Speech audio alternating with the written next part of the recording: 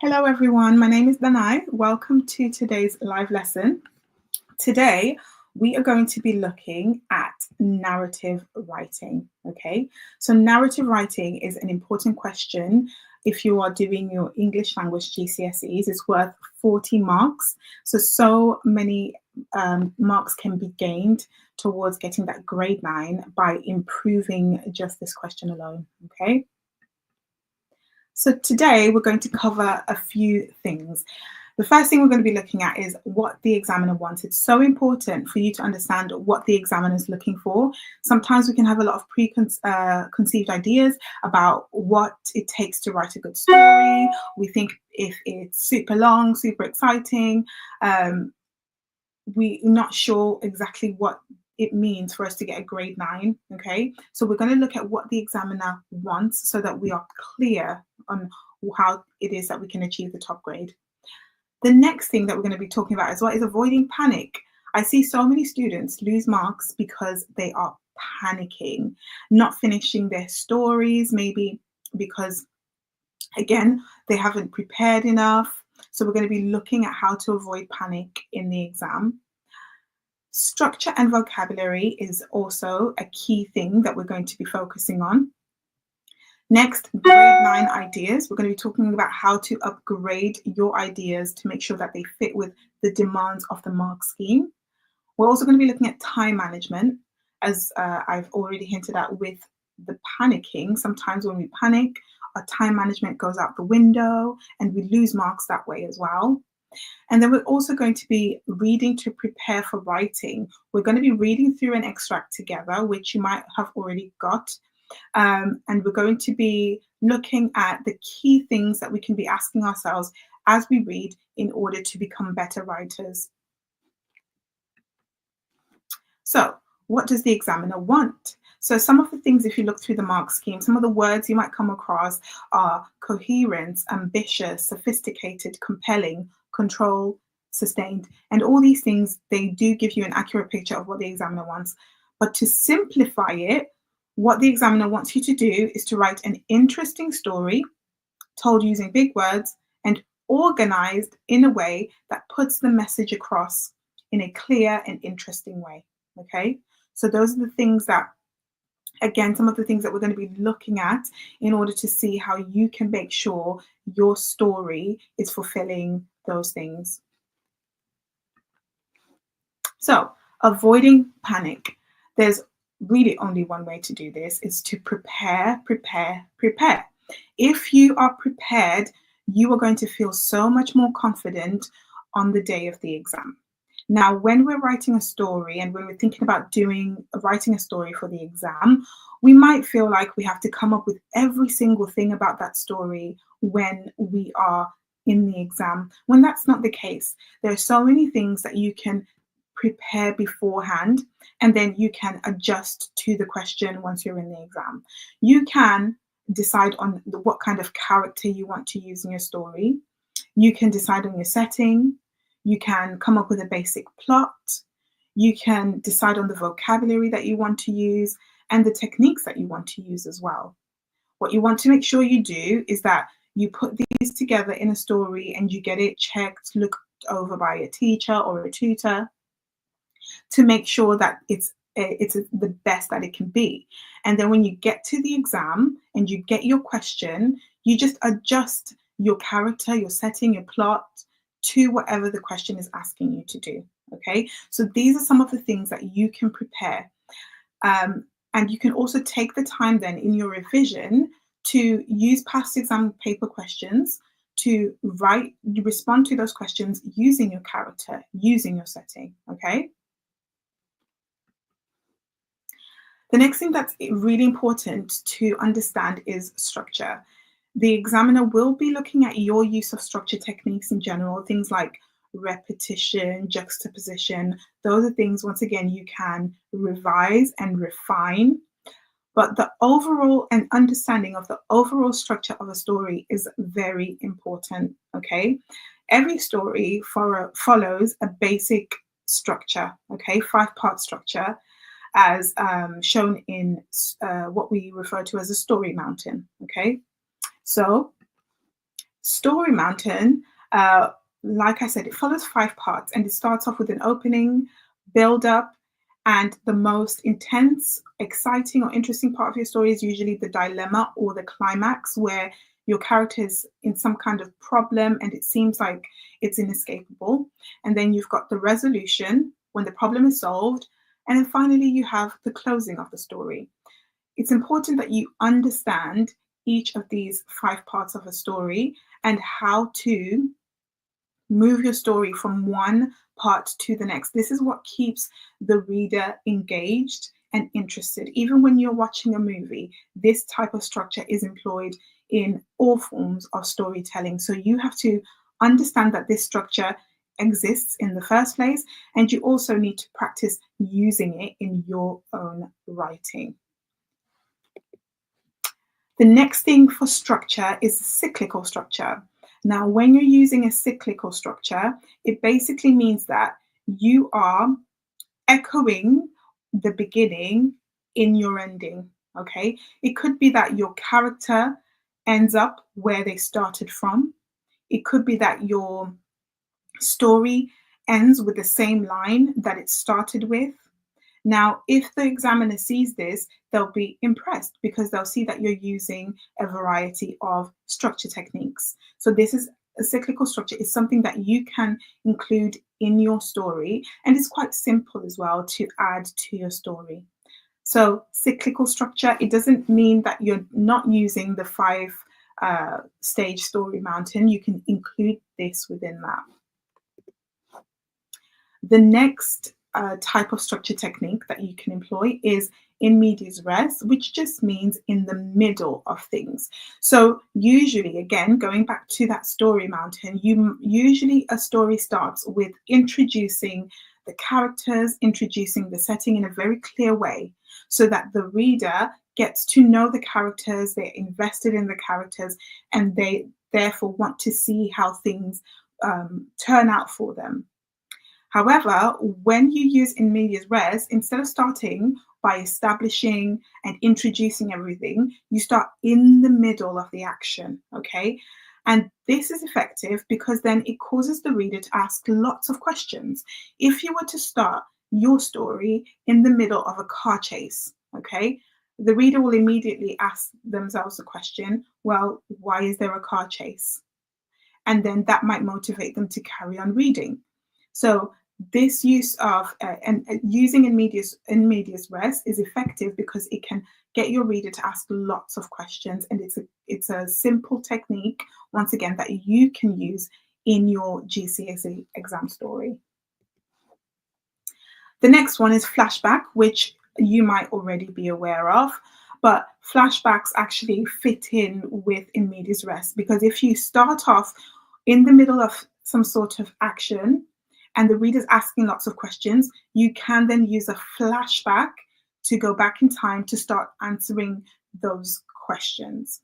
So a flashback is simply going back in time from the current point of the story in order to add in some information or to answer some questions that the reader might have at that point in time. Okay, so that was structure. Now we're looking at grade 9 ideas. So this is just me giving you a tip about how to upgrade a simple idea into a more compelling and emotive idea. So let's just say you had a story plot, and it was someone is meeting someone for a date. Okay, very simple. And let's say you're going to decide that they're going to be stood up. You can make this more emotive and more compelling by maybe adding more detail. So the detail you might add is as follows. So it's a 55-year-old widowed man. So just by adding the fact that this man is widowed, meaning he lost his wife, immediately it's more emotive because the stakes are higher. It's not just someone going on a date, it's someone who's previously lost someone. So the stakes are higher. So then we continue. They're meeting the first woman that he has liked since his wife died 10 years prior. So you can see that the stakes continue to be raised.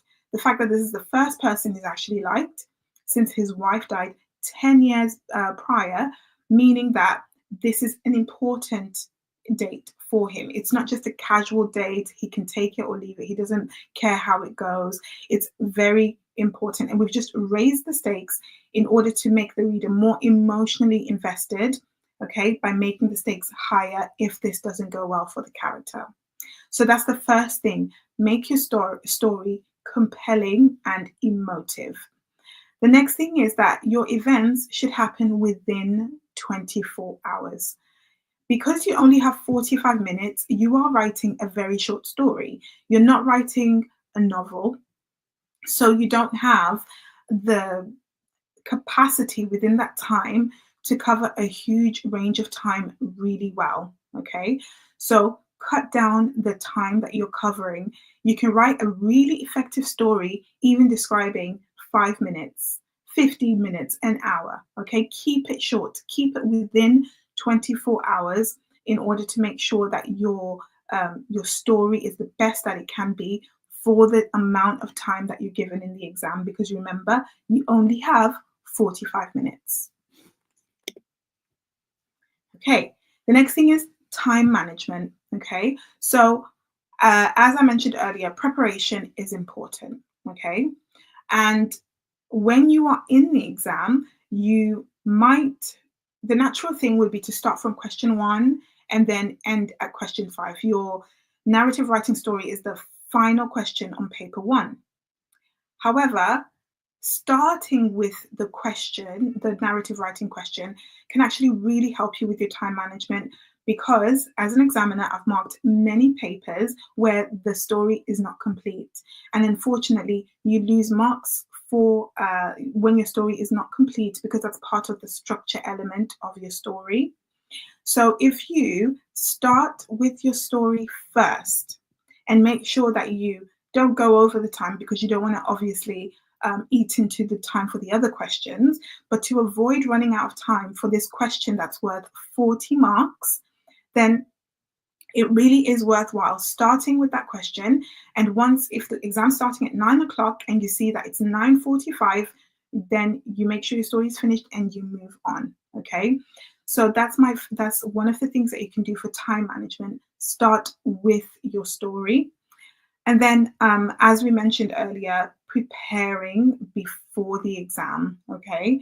Preparing and thinking about coming up with a character, coming up with a setting, practicing your story as well.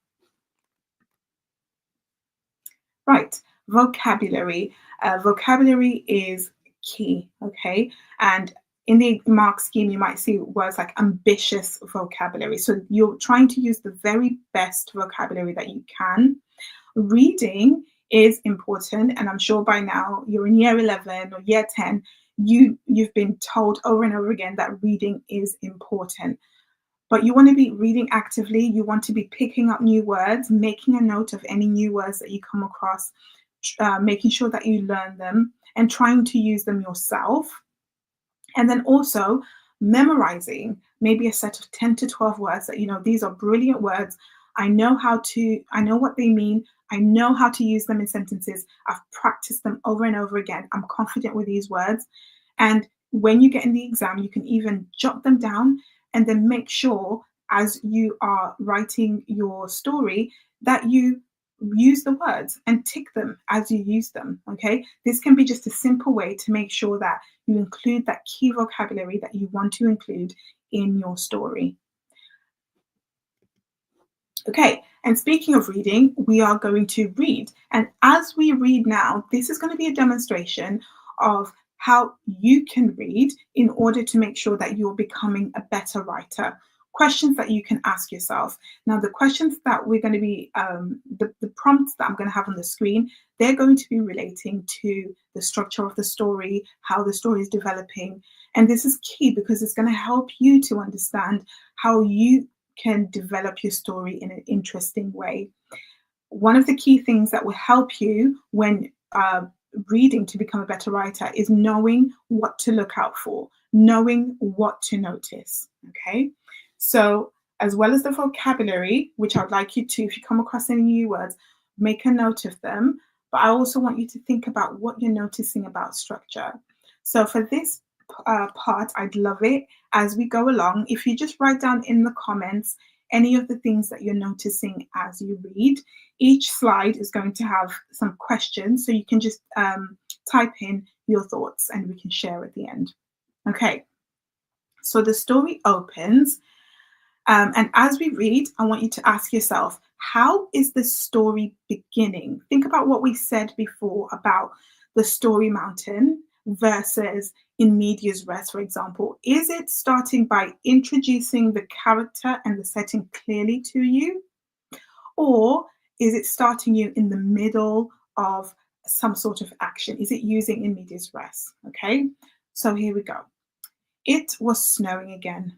Gentle six-pointed flakes from a picture book were settling on her jacket sleeve. The mountain air prickled with ice and the smell of pine resin. Several hundred meters below lay the dark outline of St. Bernard, their Pyrenean resort village, across to the west, the irregular peaks of the mountain range. Zoe pulled the air into her lungs, feeling the crackling cold of it before letting it go. And when the mountain seemed to nod and sigh back at her, she almost thought she could die in that place, and happily. So again, in that opening, look at those questions in red. What kind of store opening do you think this is?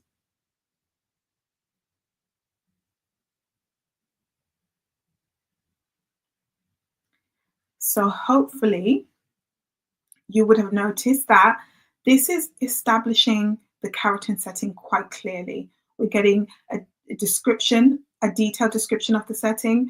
We've also been introduced to the character, and we know that her name is Zoe. Okay, so we've got some information, and this is a clear opening, introducing us to the character, introducing us to the setting. This, for example, is not an example of in medias res. This is also an effective way of starting your story. Okay. The next part of the story, I want you again look at those questions in red as we read. If there are few moments in life that come as clear and as pure as ice, when the mountain breathed back at her, Zoe knew that she had trapped one such moment and that it could never be taken away. Everywhere was snow and silence, the complete arrest of life, a rehearsal and a pre-echo of death. She pointed her skis down the hill. They looked like weird talons of brilliant red and gold in the powder snow as she waited, ready to swoop. I am alive. I am an eagle. The sun was up now. In a few minutes, there would be more skiers to break the eerie morning spell. But right now, they had the snow and the morning entirely to themselves. There was a whisper behind her. It was the effortless track of Jake's skis as he came over the ridge and caught up with her. So at this point, you might be asking yourself, how is the writer maintaining your interest? Have they introduced something new? Have they developed an idea introduced at the beginning of the story? As we can see here, we've still got Zoe, okay, taking in the moment, and then we've got the introduction of another character now, okay, and Jake. And then the story is developing, okay, some of those ideas from the opening of the narrative. This is perfection. You ready to go? She asked. Yep, let's do it. They got up early to beat the morning making hordes for this first run of the morning, because this, the tranquility, the silence, the undisturbed snow, and the feeling of proximity to an eagle's flight was what it was all about. Jake hit the west side of the steep but broad slope, and she took the east, carving matching parallel tracks through the fresh snow. But at the edge of the slope, near the curtain of trees, she felt a small slab of snow slip from underneath her. It was like she'd been bucked, so she took the fall line to recover her balance. Before she dropped 300 meters, the whisper of her skis was displaced by a rumble. Now you can see that there's an increase in the tension, there's an increase in the action. And we can see that from that last sentence that the skis were displaced by a rumble. Okay. Zoe saw at the periphery of her vision that Jake had come to a halt at the side of the piste and was looking back up the slope. Irritated by the false start they'd made, she edged a few turns before skidding to a halt and turning to look back at her husband. The rumble became louder. There was a pillar of what looked like grey smoke unfurling in silky banners at the head of the slope. Like the heraldry of armies, it was beautiful. It made her smile. Then her smile iced over. Jake was speeding straight towards her. His face was rubberized, and he mouthed something as he flew at her. Get to the side, get to the side. She knew now that it was an avalanche. Jake slowed, batting at her with the ski pole. Get into the trees. Hang on to a tree. Now, this point of the text, we can consider how has the writer continued to build the tension? Are there any specific language choices that help to build the tension? And do the sentence structures help to build tension? So again, we can see at this point of the story definitely that the tension is heightened because the characters are in danger. So some of the things that you can look at is, well, how is the writer achieving this using the language and using the sentence structures? Because again, this is something you can employ in your writing. You need to make sure that your use of techniques matches with your intended effect. Right, final paragraph. The rumbling had become a roaring in her ears, drowning Jake's words. She pushed herself down the fall line, scrambling for traction, trying to accelerate away from the roaring cloud breaking behind her like a tsunami at sea.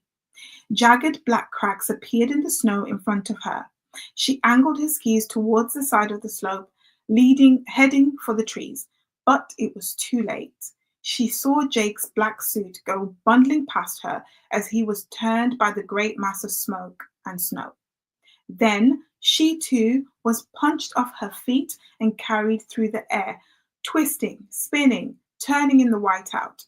She remembered something about spreading her arms around her head. For a few moments, it was like being agitated inside a washing machine. Turned head over heels a few times until at last she was dumped heavily in a rib-crackling fall.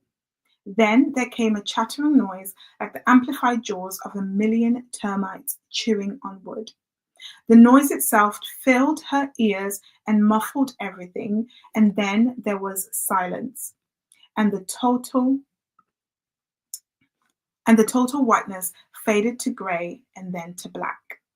So at this point in the text, it's come to the end of the extract. And you can be asking yourself, does this end in the way that you expected? Are there similarities between the beginning and the end? So this is now linking with the cyclical structure. Are we left with any questions? So this story is not using a cyclical structure, okay? However, we can see that the ending is unexpected, okay? We had an opening that was quite calm and idyllic and tranquil, and now we're ending with the character that we introduced to possibly dead. She's under the avalanche, so it's quite a dramatic ending to the story. If you look back at it, you might spot maybe some hints that it might end tragically. However, this is not spelled out in the opening. Are we left with any questions? Yes, we don't know whether Zoe and Jake are still alive. Now, when it comes to your story in the exam, these are techniques that you can employ. You can make sure you end your story in a way that maybe the reader might not expect. You can also end your story with lots of questions, okay? A cliffhanger. You can use a cliffhanger at the end of your story to make sure it is effective and interesting and engaging for your reader. If you've got any questions about anything that we've said so far, please feel free to add it to the comments and I will answer those questions. In my weekly classes, I go through this in detail and we practice this with my students in terms of how to actually employ the techniques, writing a story, creating characters that you're confident to walk in the exam with and adjust to whatever question you get. So if you're interested in that, I have GCSE writing classes every Friday from 6 till 7, and I have GCSE analysis classes, so looking at how to analyze texts on Thursdays from 6 till 7.